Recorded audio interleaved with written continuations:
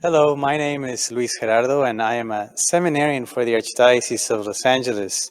Currently, I'm doing my internship year at the parish of Anthony's in San Gabriel. So I ask you to keep my class and myself in your prayers as we prepare for our ordination, which will be, God willing, in the year 2023. My home parish is St. Martin of Tours in Los Angeles, and today I invite you to join me as we meditate on this Sunday's Gospel of the sixth Sunday of Easter. A reading from the Holy Gospel according to John. Jesus said to his disciples, "As the Father loves me, so I also love you. Remain in my love. If you keep my commandments, you will remain in my love, just as I have kept my Father's commandments and remain in his love. I have told you this so that my joy may be in you, and your joy might be complete. This is my commandment.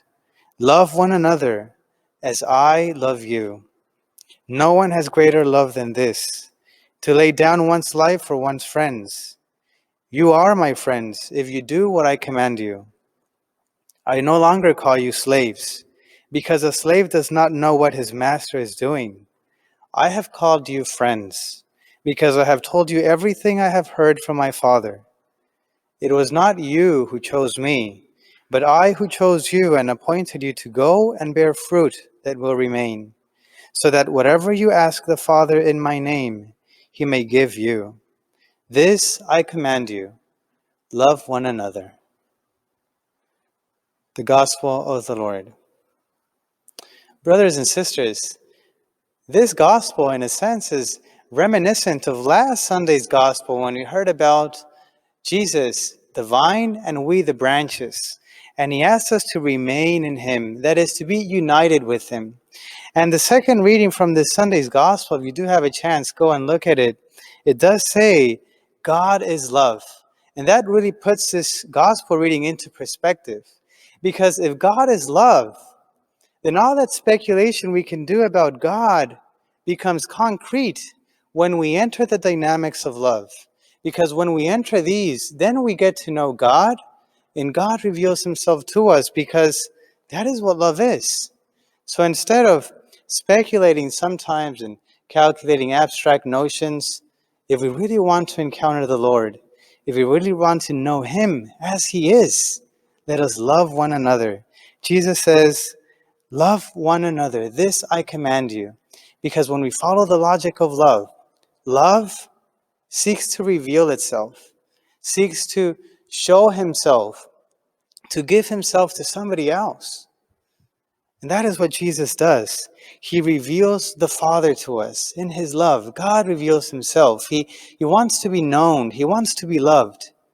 But the dynamics of love, the pattern of love, if we might say so, not only seeks to reveal, but also seeks to choose. Here, Jesus chooses in the gospel reading, right? He chooses somebody that can respond to that love. He chooses friends. He says, "I no longer call you slaves. I called you friends." And why friends?